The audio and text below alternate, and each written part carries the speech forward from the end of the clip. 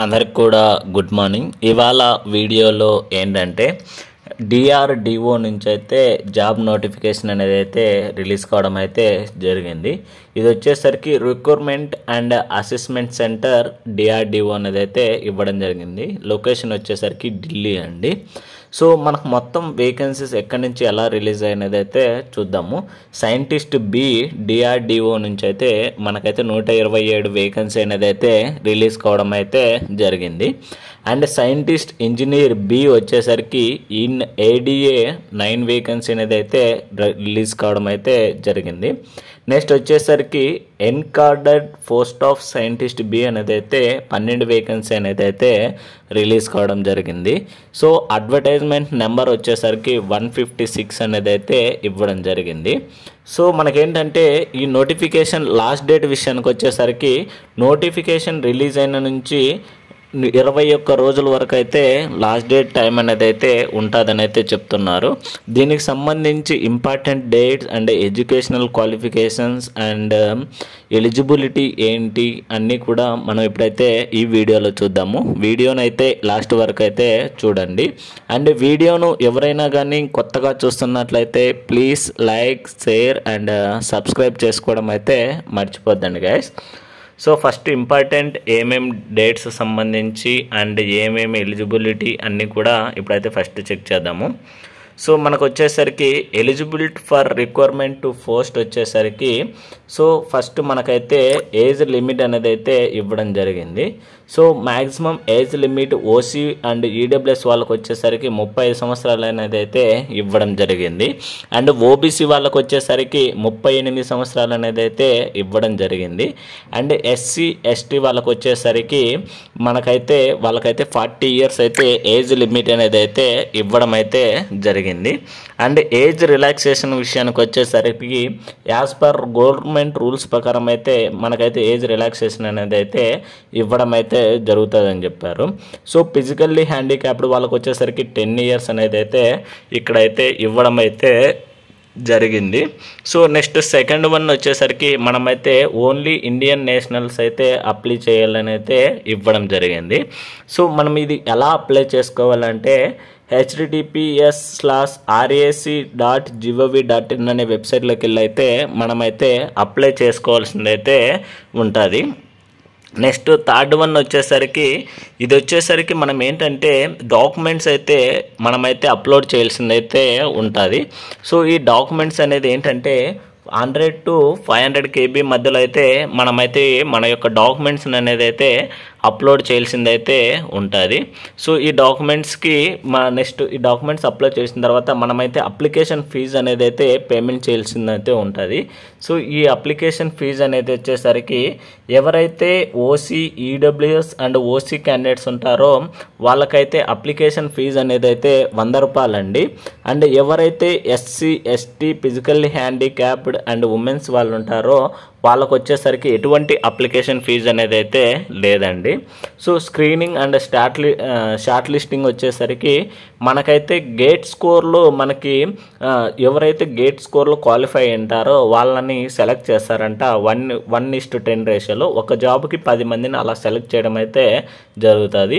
అలా సెలెక్ట్ చేసిన తర్వాత మనకైతే ఇంటర్వ్యూ అయితే కండక్ట్ చేస్తారని అయితే చెప్తున్నారు. సో ఇంటర్వ్యూలో మనం సెలెక్ట్ అయితే మనల్ని అయితే జాబ్కి అయితే తీసుకోవడం అయితే జరుగుతుందని చెప్తున్నారు.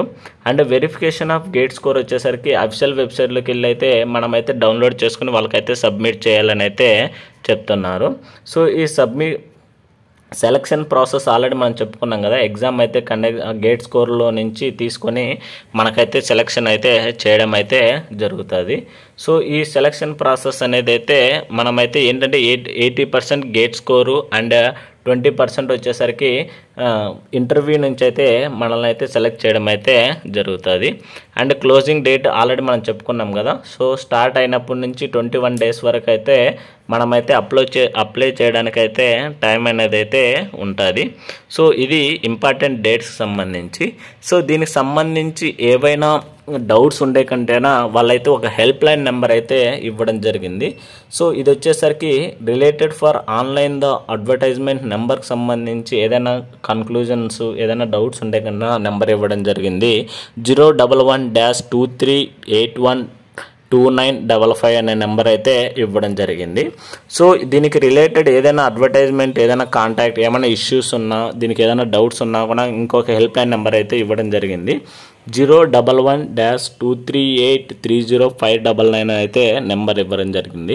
ఒకవేళ ఆ నెంబర్ బిజీ వస్తుంటే ఇంకో నెంబర్ కూడా ఇవ్వడం జరిగింది. 011-238-9526 అనేది అయితే నెంబర్ అయితే ఇవ్వడం జరిగింది.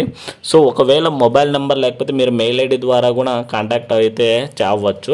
సో ఇది వచ్చేసరికి PRO-recruitment@gov.in అనే మెయిల్ ఐడికి అయితే మెయిల్ చేసి మీ యొక్క ఏమైనా డౌట్ అండ్ క్లారిఫికేషన్స్ అయితే తీసుకోవచ్చు. నెక్స్ట్ వచ్చేసరికి ఇంకో మెయిల్ ఐడిని ఇవ్వడం జరిగింది. direct.rec@gov.in అనే వెబ్సైట్లోకి వెళ్ళి అయితే మనమైతే అంటే మెయిల్ ఐడి ద్వారా అయితే మనమైతే ఏదైనా డౌట్స్ ఉంటే క్లారిఫై అయితే చేసుకోవచ్చు. సో మనకు పోస్ట్ వైజ్ ఎన్ని వేకెన్సీ ఉన్నాయి ఏమేమి పోస్టులు ఉన్నదైతే ఇప్పుడైతే చూద్దాము. ఫస్ట్ వచ్చేసరికి ఎలక్ట్రానిక్స్ అండ్ కమ్యూనికేషన్ ఇంజనీరింగ్ అండి. సో ఆర్గనైజేషన్ వచ్చేసరికి DRDO నుంచి మొత్తం మనకు రిలీజ్ అయింది వచ్చేసరికి 35 వేకెన్సీ అయితే రిలీజ్ కావడం అయితే జరిగింది. OC వాళ్ళకి 16, EWS వాళ్ళకి 3, OBC వాళ్ళకి 9, SC వాళ్ళకి 5, ST వాళ్ళకి 2 వేకెన్సీ అనేది అయితే రిలీజ్ కావడం జరిగింది. నెక్స్ట్ ADA నుంచి అయితే 3 వేకెన్సీ రిలీజ్ అయ్యాయి. OC వాళ్ళకి 1, OBC అండ్ ST వాళ్ళకి ఒక్కొక్క వేకెన్సీ అనేది అయితే రిలీజ్ కావడం జరిగింది. నెక్స్ట్ వచ్చేసరికి వెస్సీ నుంచి అయితే 2 వేకెన్సీ రిలీజ్ అయ్యాయి. ఇవి వచ్చేసరికి OC అండ్ EWS నుంచి ఒక్కొక్క వేకెన్సీ అనేది అయితే రిలీజ్ కావడం జరిగింది. సో ఎడ్యుకేషనల్ క్వాలిఫికేషన్ వచ్చేసరికి మనమైతే బ్యాచిలర్ డిగ్రీ ఇన్ ఫస్ట్ క్లాస్లో అయితే పాస్ అయిండాలని అయితే చెప్తున్నారు. So bachelor degree in engineering or technology in electronics and communication engineering అయితే మనమైతే చదివి ఉండాలని అయితే ఇక్కడైతే క్లియర్గా మెన్షన్ చేయడం జరిగింది. సో గేట్ క్వాలిఫికేషన్ వచ్చేసరికి valid GATE score in electronics and communication ఇంజనీరింగ్లో అయితే మనకైతే గేట్లో ఆ స్కోర్ అయితే వచ్చి ఉండాలి. అండ్ ఎవరైరు essential qualification subjects wise engineering qualification experience and ఎవరు ఎలిజిబిలిటీ అని అయితే ఇక్కడ ఇవ్వడం జరిగింది. ఎలక్ట్రానిక్స్ అండ్ కమ్యూనికేషన్స్ సో వీళ్ళంతా ఎలిజిబుల్ అని అయితే ఇవ్వడం అయితే జరిగింది. అండ్ నెక్స్ట్ వచ్చేసరికి మెకానికల్ ఇంజనీరింగ్ అండి. సో ఈ మెకానికల్ ఇంజనీరింగ్లో DRDO నుంచి 33 వేకెన్సీ రిలీజ్ అయ్యాయి. కేటగిరీస్ వైజ్ కూడా చెక్ చేసుకోవచ్చు. OC వాళ్ళకి 14, EWS వాళ్ళకు 3 అండ్ OBC వాళ్ళకు 9 ఇలా వేకెన్సీ అయితే రిలీజ్ కావడం జరిగింది. సో ADA నుంచి కూడా ఒక వేకెన్సీ అనేది అయితే రిలీజ్ కావడం జరిగింది. సో ఎడ్యుకేషనల్ క్వాలిఫికేషన్ వచ్చేసరికి bachelor degree in engineering or technology in mechanical engineering అయితే చదివి ఉండాలని అయితే చెప్తున్నారు. సో వీళ్ళు ఏంటంటే ఫస్ట్ క్లాస్లో అయితే పాస్ అయితే అయి ఉండాలని చెప్తున్నారు రికగ్నైజ్డ్ యూనివర్సిటీ లేదా ఇన్స్టిట్యూట్ నుంచి. సో వ్యాలిడ్ గేట్ స్కోర్ వచ్చేసరికి మెకానికల్ ఇంజనీరింగ్లో అయితే మనకైతే గేట్లో స్కోర్ అయితే వచ్చి ఉండాలని అయితే చెప్తున్నారు. సో క్వాలిఫికేషన్ ఎవరు ఎలిజిబుల్ అని అయితే ఇక్కడ ఇయర్ వాళ్ళు అయితే క్వాలిఫికేషన్ డీటెయిల్స్ అయితే ఇవ్వడం జరిగింది. నెక్స్ట్ వచ్చేసరికి computer engineering and computer science అనేది అయితే ఇవ్వడం జరిగింది. DRDO నుంచి 29 వేకెన్సీ, ADA నుంచి 3, CME నుంచి 1 వేకెన్సీ, VC నుంచి 1 వేకెన్సీ అయితే రిలీజ్ కావడం జరిగింది. సో ఎడ్యుకేషన్ క్వాలిఫికేషన్ వచ్చేసరికి bachelor degree in engineering or technology in computer science and engineering అయితే ఫస్ట్ క్లాస్ అయితే పాస్ అయి ఉండాలి రికగ్నైజ్డ్ యూనివర్సిటీ లేదా ఇన్స్టిట్యూట్ నుంచి అయితే చెప్తున్నారు. ఇది వచ్చేసరికి గేట్ స్కోర్ వచ్చేసరికి కంప్యూటర్ సైన్స్ అండ్ ఇన్ఫర్మేషన్ టెక్నాలజీలో అయితే మనకైతే గేట్ స్కోర్ వ్యాలిడ్ స్కోర్ కింద కౌంట్ చేస్తామని అయితే చెప్తున్నారు. సో నెక్స్ట్ ఎడ్యుకేషనల్ ఏ ఫీల్డ్ వాళ్ళు ఎలిజిబిలిటీ అని అయితే ఇక్కడైతే మెన్షన్ చేయడం జరిగింది. నెక్స్ట్ 4th వన్ వచ్చేసరికి ఎలక్ట్రికల్ ఇంజనీరింగ్ అండి. సో DRDO నుంచి 3 వేకెన్సీ, CME నుంచి 1 వేకెన్సీ అనేది అయితే రిలీజ్ కావడం జరిగింది. సో ఎడ్యుకేషనల్ క్వాలిఫికేషన్ విషయానికి వచ్చేసరికి degree in engineering or technology in electrical engineering అయితే ఫస్ట్ క్లాస్లో అయితే పాస్ అయి ఉండాలి. సో రికగ్నైజ్డ్ యూనివర్సిటీ లేదా ఇన్స్టిట్యూట్ నుంచి అని అయితే చెప్తున్నారు. సో గేట్ స్కోర్ కౌంట్ విషయానికి వచ్చేసరికి మనకైతే ఎలక్ట్రికల్ ఇంజనీరింగ్ నుంచి అయితే కౌంట్ చేస్తామని అయితే చెప్తున్నారు. So educational acceptable subjects in essential qualification degree అని అయితే ఇక్కడ ఇవ్వడం జరిగింది, ఒకసారి చెక్ చేసుకోవచ్చు. నెక్స్ట్ 5th పోస్ట్ వచ్చేసరికి మెటీరియల్ ఇంజనీరింగ్ లేదా material science and engineering మెటలాజికల్ engineering వల్ల అయితే డిఆర్డిఓ నుంచి 4 వేకెన్సీ, ఏడిఏ నుంచి 1 వేకెన్సీ అనేది అయితే రిలీజ్ కావడం అయితే జరిగింది. సో ఎసెన్షియల్ క్వాలిఫికేషన్ విషయానికి వచ్చేసరికి అట్లీస్ట్ మనమైతే బ్యాచిలర్ డిగ్రీ ఇన్ ఇంజనీరింగ్ లేదా టెక్నాలజీ ఇన్ మెటలాజీ నుంచి అయితే రికగ్నైజ్డ్ యూనివర్సిటీ లేదా ఇన్స్టిట్యూట్ నుంచి అయితే మనమైతే చదివి ఉండాలనేది అయితే ఇక్కడ చెప్తున్నారు. గేట్ స్కోర్ విషయానికి వచ్చేసరికి మెటలాజికల్ ఇంజనీరింగ్ లేదా ఇంజనీరింగ్ స్కోర్ నుంచి సైన్స్ నుంచి అయితే మనమైతే ఎలిజిబుల్ అని అయితే చెప్తున్నారు. సో ఏ ఎడ్యుకేషన్ వాళ్ళు ఎలిజిబిలిటీ అనేది ఇక్కడ డీటెయిల్స్ అనేది అయితే ఇవ్వడం జరిగింది, ఒకసారి చెక్ చేసుకోండి గైస్. నెక్స్ట్ ఫిజిక్స్ నుంచి వచ్చేసరికి డిఆర్డిఓ నుంచి 4 వేకెన్సీ అనేది అయితే రిలీజ్ కావడం అయితే జరిగింది. సో ఎడ్యుకేషనల్ క్వాలిఫికేషన్ విషయానికి వచ్చేసరికి degree in science in the subject of discipline in physics from the recognised university లేదా ఇన్స్టిట్యూట్ నుంచి ఫస్ట్ క్లాస్లో అయితే మనమైతే పాస్ అయి ఉండాలని అయితే చెప్తున్నారు. సో గేట్ స్కోర్ విషయానికి వచ్చేసరికి మనకైతే ఫిజిక్స్ అయితే కౌంట్ చేస్తామని అయితే చెప్తున్నారు. వాళ్ళు ఎడ్యుకేషనల్ వాళ్ళు ఎలిజిబిలిటీ అయితే ఇక్కడ ఇవ్వడం అయితే జరిగింది. సో ఎందుకని చెప్పట్లేదంటే ఎవ్రీ క్వాలిఫికేషన్ చెప్పుకుంటూ వెళ్ళే కొద్దీ వీడియో యొక్క లెంత్ అనేది అయితే ఎక్కువ అయిపోతుంది గైస్. సో నెక్స్ట్ వచ్చేసరికి కెమిస్ట్రీ నుంచి అయితే డిఆర్డిఓ నుంచి 3 వేకెన్సీ అనేది అయితే రిలీజ్ కావడం అయితే జరిగింది. సో ఎడ్యుకేషనల్ క్వాలిఫికేషన్ విషయానికి వచ్చేసరికి masters degree in science in the subject of chemistry అయితే చదివి ఉండాలి ఫస్ట్ క్లాస్లో రికగ్నైజ్డ్ యూనివర్సిటీ లేదా ఇన్స్టిట్యూట్ నుంచి. సో మనకేంటంటే గేట్ క్వాలిఫికేషన్ విషయానికి వచ్చేసరికి మనమైతే కెమిస్ట్రీ పేపర్లో అయితే వ్యాలిడ్ స్కోర్ అయితే కౌంట్ చేస్తామని అయితే చెప్తున్నారు. సో ఎవరెవరు ఎలిజిబిలిటీ అని అయితే క్వాలిఫికేషన్స్ అయితే డీటెయిల్స్ అనేది అయితే ఇవ్వడం జరిగింది. నెక్స్ట్ వచ్చేసరికి కెమికల్ ఇంజనీరింగ్ నుంచి డిఆర్డిఓ నుంచి అయితే 3 వేకెన్సీ అనేది అయితే రిలీజ్ కావడం అయితే జరిగింది. సో ఈ ఎడ్యుకేషనల్ క్వాలిఫికేషన్ విషయానికి వచ్చేసరికి బ్యాచిలర్ డిగ్రీ ఇన్ ఇంజనీరింగ్ లేదా టెక్నాలజీ ఇన్ కెమికల్ ఇంజనీరింగ్ అయితే చదివి ఉండాలి ఫస్ట్ క్లాస్లో అయితే పాస్ అయ్యి ఉండాలి రికగ్నైజ్డ్ యూనివర్సిటీ లేదా ఇన్స్టిట్యూట్ నుంచి అయితే. సో ఎవరెవరు ఎడ్యుకేషనల్ క్వాలిఫికేషన్ ఎలిజిబిలిటీ అయితే ఇక్కడ ఎడ్యుకేషనల్ క్వాలిఫికేషన్ అనేది అయితే ఇవ్వడం జరిగింది. నెక్స్ట్ 9th పోస్ట్ వచ్చేసరికి ఏరోనాటికల్ ఆర్ ఏరోస్పేస్ ఇంజనీరింగ్ అయితే ఇవ్వడం అయితే జరిగింది. డిఆర్డిఓ నుంచి 5 వేకెన్సీ, ఏడిఏ నుంచి 1 వేకెన్సీ అనేది అయితే రిలీజ్ కావడం అయితే జరిగింది. ఎడ్యుకేషనల్ క్వాలిఫికేషన్ విషయానికి వచ్చేసరికి బ్యాచిలర్ డిగ్రీ ఇన్ ఇంజనీరింగ్ లేదా technology in aeronautical engineering from a recognised university లేదా ఇన్స్టిట్యూట్లో అయితే చదివి ఫస్ట్ క్లాస్లో అయితే మనమైతే పాస్ అయి ఉండాలని అయితే చెప్తున్నారు. వ్యాలిడ్ గేట్ స్కోర్ వచ్చేసరికి ఏరోస్పేస్ ఇంజనీరింగ్ అయితే వ్యాలిడ్ గోడ్ స్క్వేర్స్ కింద అయితే మనల్ని అయితే కౌంట్ చేస్తామని అయితే చెప్తున్నారు. ఏ ఎడ్యుకేషనల్ క్వాలిఫికేషన్ వాళ్ళు ఎలిజిబిలిటీ అయితే ఇక్కడైతే ఇవ్వడం జరిగింది. నెక్స్ట్ వచ్చేసరికి మ్యాథమెటిక్స్ అండి, డిఆర్డిఓ నుంచి 2 వేకెన్సీ రిలీజ్ అయ్యాయి అండ్ సిఎంఏ నుంచి అయితే 1 వేకెన్సీ అనేది అయితే రిలీజ్ కావడం అయితే జరిగింది. So masters degree in mathematics from a recognised university నుంచి అయితే చదివి మనకైతే ఫస్ట్ క్లాస్లో అయితే పాస్ అయి ఉండాలి. సో గేట్ స్కోర్ విషయానికి వచ్చేసరికి మనకైతే మ్యాథమెటిక్స్ పేపర్ మీద అయితే క్వాలిఫై అయితే అని అయితే చెప్తున్నారు. సో ఏ క్వాలిఫికేషన్ వాళ్ళు ఎలిజిబుల్ అని అయితే ఇక్కడైతే ఇవ్వడం జరిగింది. సో వాటిని అయితే వన్స్ చెక్ చేసుకోండి గైస్. నెక్స్ట్ వచ్చేసరికి 11th పోస్ట్ వచ్చేసరికి సివిల్ ఇంజనీరింగ్ అండి, డిఆర్డిఓ నుంచి 1 వేకెన్సీ రిలీజ్ కావడం జరిగింది.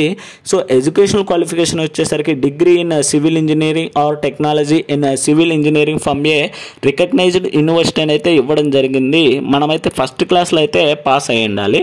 సో వ్యాలిడ్ గేట్ స్కోర్ విషయానికి వచ్చేసరికి సివిల్ ఇంజనీరింగ్ అయితే చదివి ఉండాలి. సో ఏ ఎడ్యుకేషన్ వాళ్ళు ఎలిజిబిలిటీ అని అయితే ఇక్కడైతే ఇవ్వడం జరిగింది. నెక్స్ట్ 13th వచ్చేసరికి బయోమెడికల్ ఇంజనీరింగ్ అండి, డిఆర్డిఓ నుంచి అయితే 2 వేకెన్సీ అనేది అయితే రిలీజ్ కావడం అయితే జరిగింది. సో ఎడ్యుకేషనల్ క్వాలిఫికేషన్ విషయానికి వచ్చేసరికి degree in engineering or technology in biomedical engineering from a recognised university నుంచి అయితే మనమైతే ఫస్ట్ క్లాస్లో పాస్ అయితే అయి ఉండాలి.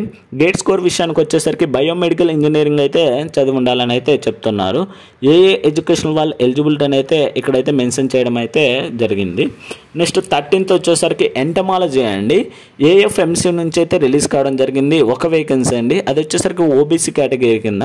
సో ఎడ్యుకేషనల్ క్వాలిఫికేషన్ విషయానికి వచ్చేసరికి degree in entomology from a recognised university నుంచి ఫస్ట్ క్లాస్లో అయితే పాస్ అయి ఉండాలని అయితే చెప్తున్నారు.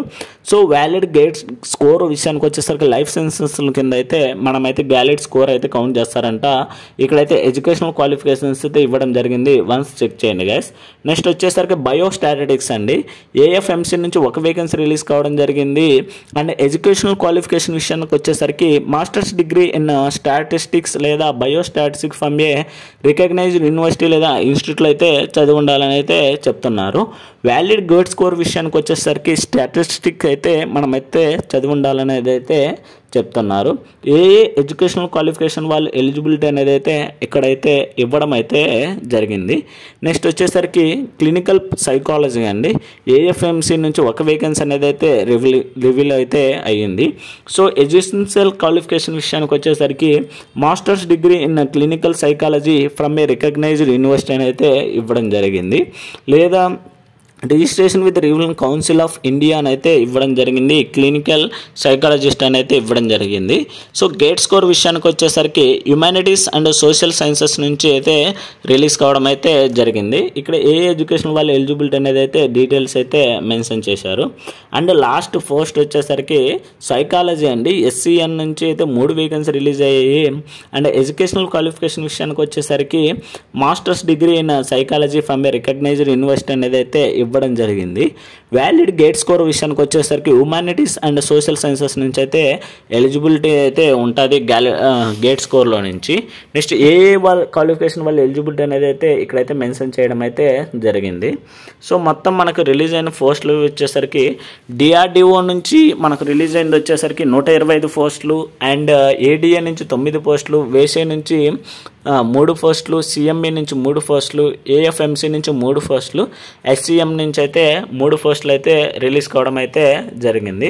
సో స్టూడెంట్స్ ఎవరైతే అప్లై చేస్తుంటారో వాళ్ళు అప్లై చేసేటప్పుడు ఏంటంటే ఫస్ట్ క్లాస్లో అయితే పాస్ అయితే అయి ఉండాలి. అండ్ సర్టిఫికేట్లో వచ్చేసరికి 31 జూలై 2025 కిందకి అయితే కౌంట్ చేస్తామని అయితే చెప్తున్నారు. సో దాన్ని బట్టి వన్స్ చెక్ చేసుకోండి గైస్. సో ఇది డిఆర్డిఓకి సంబంధించి రిలీజ్ అయినటువంటి జాబ్ నోటిఫికేషన్ అండి. ఇలాంటి మరిన్ని వీడియోస్ అండ్ మరిన్ని అప్డేట్స్ కోసం please like, share and subscribe చేసుకోవడం అయితే మర్చిపోద్దండి గైస్. Thank you.